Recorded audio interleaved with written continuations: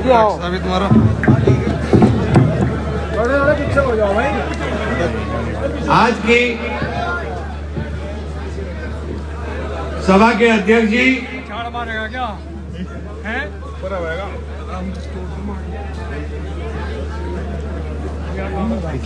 सबसे पहले बाबा साहब भीमराव अंबेडकर जी, मान्यवर काशीराम जी,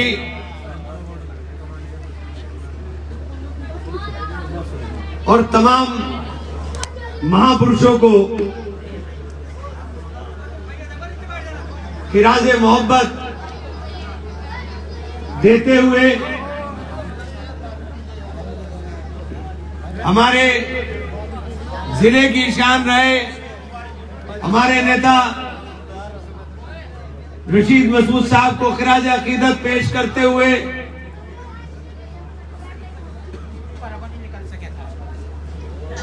हमारी नेता बहन कुमारी मायावती जी के क्रांतिकारी नेतृत्व में आगे बढ़ने का प्रण लेते हुए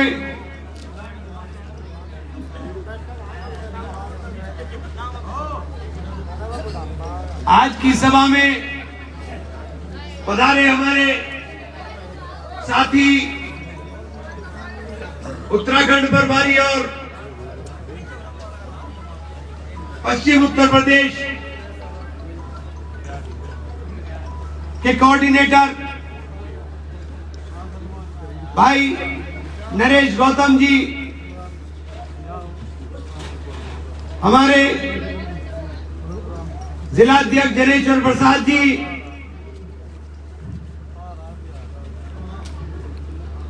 शायान डॉक्टर राघव अंजुम साहब, बबलू कुमार विधानसभा अध्यक्ष जी, डॉक्टर राघव अंजुम, माजिद, इनाम और मेरे तमाम साथी हैं।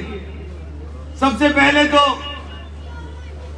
इस चुनाव में ये दो रतन जो मेरे आपके बीच में खड़े हुए हैं, सबसे खूबसूरती इस बात की है कि आज ये अहद करेंगे पब्लिक में कि जॉनसे के हाथ में नीला झंडा हाथी निशान होगा। वही साथी एक दूसरे का साथ दे करके चुनाव जिताने का काम करेंगे। तैयार हो कि नहीं हो भाई सब लोग? ये दोनों, मैंने ये बात इसलिए की कि ये मेरे लिए बड़ा मुश्किल काम है। मैं कौन सी आंख फोड़ दूं अपनी भाई? ये भी मेरा पुराना साथी दुलारा है, ये भी मेरा साथी बहुत प्यारा छोटा भाई है, तो मैं कौन सी आंख फोड़ दूं अपनी? हमने कोशिश की है कि सब साथियों को सम्मान मिले। एक को अबके मिल जाएगा, एक को अगली बार मिल जाएगा। क्यों परेशान? ना इसकी उम्र जा रही है ना इसकी उम्र जा रही है। तो ये बात तो निमट गई है या कुछ और है इसके अंदर? निमट गई कि नहीं निमट गई? शुक्रिया आपका। अब मैं अपनी बात शुरू करता हूं। मुल्क के हालात के मद्देनजर हमने बार बार एक साल के अंदर 2 बार पार्टी बदलनी पड़ी। एक बार पार्टी बदली इसलिए कि 17 से 22 के बीच में चलने वाली वो सरकार जिसने हमारे ऊपर जुल्म और सितम ढाने का काम किया हो, और हम चाहते थे कि सरकार के अंदर, क्योंकि जब तक इख्तियार नहीं होगा, इख्तियार के बिना किसी की मदद नहीं कर सकते हम। उस इख्तियार को हासिल करने के लिए हमने तमाम जिल्लतों का सामना करने का काम किया, हमने तमाम जिल्लतें सहने का काम किया। अपने जिले के अंदर टिकट बांटने वाला आदमी भिखारी बन गया, अपना भी टिकट नहीं मिला, लेकिन उसके बाद भी अपने कंधों पर उठा करके ये जगह गवाह है कि समाजवादी पार्टी के उम्मीदवारों को जिताने का काम किया। उन्हें कंधों पर बैठा करके जिता कर ले मेरी जलालत या मेरी जिल्लत बड़े मायने नहीं रखती। मैं उस अपमान को आपकी इज्जत की खातिर झेलने को तैयार हूं, लेकिन जब वो नतीजे देखा मैंने तो मुझे महसूस हुआ कि हम तो ठगे गए। थोड़ा सा हम तो ठगे गए। हम तो इस उम्मीद के अंदर आए थे कि सरकार बनाएंगे। जब हमने आने का फैसला किया, बच्चों का बहुत संजीदगी के साथ बात सुनो। जुलूस चल रहा था पूर्वांचल एक्सप्रेसवे पे, अखिलेश जी की रथ यात्रा शुरू हुई और पूर्वांचल एक्सप्रेस 400 किलोमीटर रोड के ऊपर लाखों आदमी सड़क पर था और हंगामा बरपा था और एक ही नारा लग रहा था, ये जवानी भैया तेरे नाम, ये जवानी भैया तेरे नाम। और पूर्वांचल एक्सप्रेस जो 6 घंटे में हल्की रफ्तार से पूरा हो सकता था, 18 घंटे उस रथ यात्रा को पहुंचने में लगे। आदमी था, लग रहा था कि तूफान चल गया। लेकिन जब नतीजे आए तो समझ में आया कि तूफान कैसा था। ये तो सपा भाजपा का मिला हुआ खेल था। ये तो हम और तुम की लड़ाई थी कि तुम हमारे बारे में कहो, हम तुम्हारे बारे में कहें। समाजवादी पार्टी और भारतीय जनता पार्टी चूंकि सरकार में थी, देश में तंत्र और प्रदेश में तंत्र, उन्हें पता था कि इनके बस की बात नहीं, इसलिए उन्होंने मिलकर के खेल खेला। और अखबारों के अंदर भी, टीवी चैनल्स के ऊपर भी और सड़कों पर भी एक ही नारा था कि भैया मुख्यमंत्री बन रहे हैं, भैया मुख्यमंत्री बन रहे हैं। हम भी उसी भ्रम का शिकार हो गए। मैं तो कांग्रेस में दिल्ली का इंचार्ज था, छोड़ दिया सब कुछ और छोड़ करके चल दिए इनके पीछे। और लोग ये ना कहें कि इमरान की वजह से वोट बट गया। अपनी जलालत भी बर्दाश्त कर ली और अपनी जलालत इस हद तक बर्दाश्त करी कि पहली मर्तबा मैंने चुनाव न लड़ने का भी फैसला कर लिया। वरना बगावत करके आपने मुझे चुनाव लड़ाया था और जिताया भी था। सिर्फ इसलिए कर लिया कल को यह ना कहें कि इमरान की वजह से नुकसान हो गया। लेकिन नुकसान तो असल समझ में आ गया हमारी कि हमको सिर्फ इस्तेमाल किया गया। जहां हम थे वहां तुम जीते और जहां तुम थे वहां भाजपा जीत गई। तो हमारी खेल समझ में आ गया। वो पूर्वांचल एक्सप्रेस, उसके ऊपर कमल खिलता चला गया।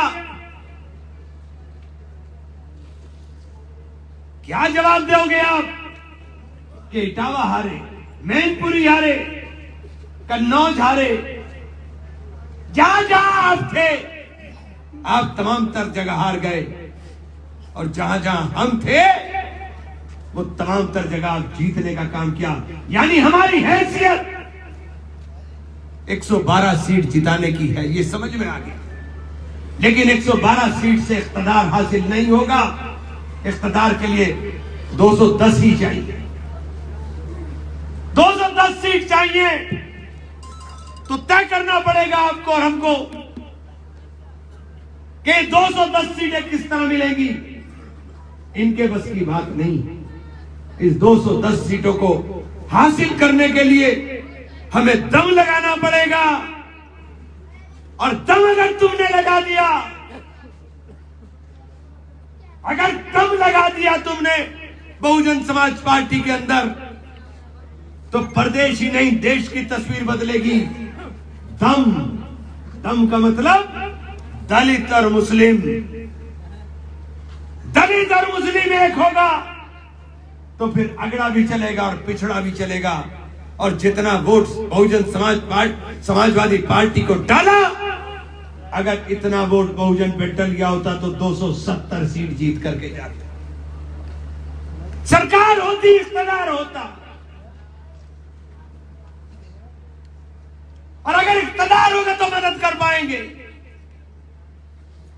ताकत का एहसास आपने किया है और कमजोरी का भी एहसास आपने किया है।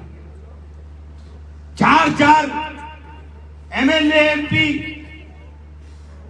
मुसलमान सहारनपुर के अंदर, और ताकत आपकी 0 है। यह होती है क़यादत, यह होती है क़यादत के 4 जनप्रतिनिधि होने के बाद भी ताकत 0 है। जुमा की नमाज के बाद हंगामा हुआ, 2 दिन हम चुप रहे। मैंने कहा देखें इन सुरमा भोपालियों को ये भी कुछ करते हैं कि नहीं करते। याद है आपको नहीं, जब मैंने कहा कि गाजरों के चोर को जूती की सजा मिलती है, तब जाकर के पुलिस रुकी, तब जाकर के हंगामा थमा, वरना उठा उठा के जेल में डाल दिए। और जो नफरत फैलाते हैं बिरादरियों के नाम पे, जब पुलिस लाठी चलाती है तो मारते हुए नहीं पूछती कि तेरी जात कौन सी, तेरी बिरादरी कौन सी है। पुलिस मारते हुए उस वक्त लाठी देखती है कि आपकी शनाख्त क्या है, आपका नाम क्या है। आपका नाम इमरान हो के फुरकान हो के सुल्तान हो, उससे फर्क पड़ता है। आगे मलिक लगाओ, गाड़ा लगाओ, अंसारी लगाओ, शरीयत लगाओ, शेख लगाओ या कुछ भी लगाओ, पठान लगाओ, उससे फर्क नहीं पड़ता। मुत्तहिद रहोगे तो कहलाओगे मोमिनो गाजी, मुंतशिर होगे तो किस्तों में से ठंडा है यार, मुंतशिर होगे तो किस्तों में सफाया। नॉर्मल कब समझ में आएगी तुम्हारी ये बात? पहली बार चुनाव होने जा रहा है, हंगामा बरपा है, तुम आपस में ही लड़े जा रहे हो। एक बार सीट निकल गई तो दोबारा हाथ नहीं आएगी, याद रख लेना। और ये नाली, सड़क, खड़ंजे, ये सफाई, ये सब नगर पालिका, नगर निगम के, नगर पंचायत के हाथ में होता है।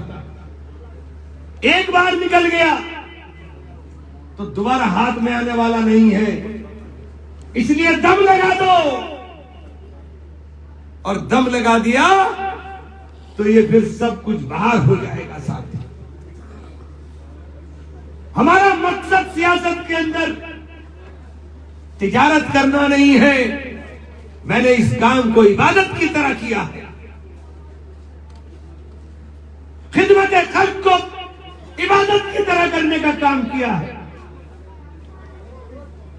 लोग हमसे भी सवाल करते हैं, अपने गिरबान में झांक लो सवाल करने वालों, कि तुम्हारी हैसियत भी है कि मुझसे सवाल कर सको कि ना कर सको। और अगर झांकोगे तो सवाल का जवाब खुद आ जाएगा कि अभी तुम्हें वहां पहुंचने में बरसों लगेंगे, अभी उस हैसियत, उस मकाम पर पहुंचने में बरसों लगेंगे। उत्तर प्रदेश के अंदर नगर पालिकाओं के, नगर निगमों के चुनाव हैं, उसके बाद लोकसभा है। अगर 30 लोकसभा उत्तर प्रदेश से आपने दम लगा दिया तो जीत जाएंगे, और दम लगा करके जीत गए तो देश में सरकार बदल जाएगी। करने से कुछ होगा, सोचने से नहीं होगा। दम लगाना पड़ेगा, दम लगाए बिना रास्ता नहीं खुलेगा। मैंने तो बहन जी से भी कहा, मैंने बहन जी, मैं तो इस मिशन में काम करना चाहता हूं, क्योंकि ये जरूरी है और मजबूरी है। ये मजबूरी हमारी भी है और ये मजबूरी नरेश भाई की और जनेश्वर प्रसाद की भी है कि हम दम लगाएं, साथ मिलेंगे तो रास्ते खुलेंगे, अलग अलग चलेंगे तो दोनों पिटेंगे। ये बात मेरी समझ में आ गई, आपको कब तक समझ में आएगी? मैं कोशिश करूंगा कि आपको भी समझ में जल्दी आ जाए। सहारनपुर के अंदर अगर हम सारी नगर पालिकाएं, नगर निगम और नगर पंचायत नहीं जीतते तो फिर उस इमरान का फायदा क्या, जिस इमरान को इमरान तुमने बनाया। इमरान को इमरान बनाने वाले आप हो, मेरी आवाज का दम आप हो। मेरे अल्फाजों के अंदर वजन तभी पैदा होता है जब आप मेरी आवाज के ऊपर चलने का काम करते हो, मेरी आवाज के ऊपर वोट डालने का काम करते हो। जमहूरियत में ताकत नापने का पैमाना लाठी डंडा नहीं होता, जमहूरियत में ताकत नापने का पैमाना वोट होता है। आपका वोट हमें ताकत देगा, और इमरान की ताकत इमरान की कभी नहीं होती, उसकी ताकत उसके साथियों की होती है, उसके साथियों के अंदर बढ़ती। एमएलए आपने बनाया, फैसला आपने किया, यहीं से तो एमएलए बना था, पार्टी के साथ बगावत करके बना था, कैबिनेट मिनिस्टर को हरा के बना था, अकेला ही चला था जानिबे मंजिल, मगर लोग आते गए, कारवां बनता गया। ये शुरुआत की है हमने सहारनपुर से बहुजन समाज के लिए, और इंशाअल्लाह उम्मीद है कि ये कारवां यहां से चल करके बलिया तक सबको उड़ा देगा अगर हमने दम लगा दिया। ये दम लगते ही इसके अंदर फिर सब अगड़े भी और पिछड़े भी साथ चलने का काम करेंगे।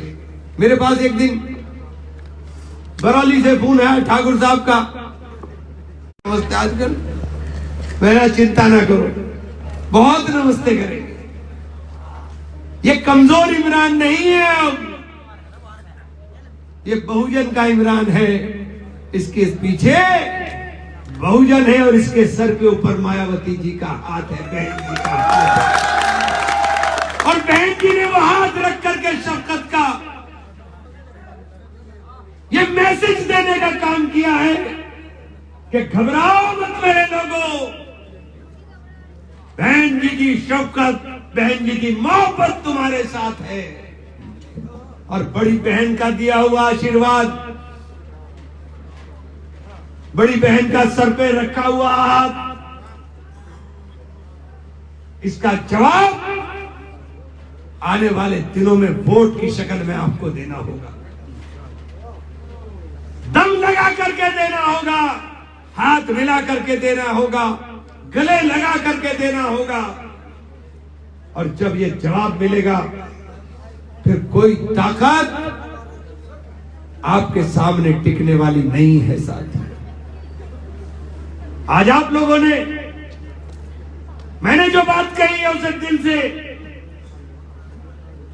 सोचना जरूर, सोच करके जवाब लेना, अपने दिल से, अपनी आत्मा से, अपनी रूह से कि क्या जवाब आता है अंदर से।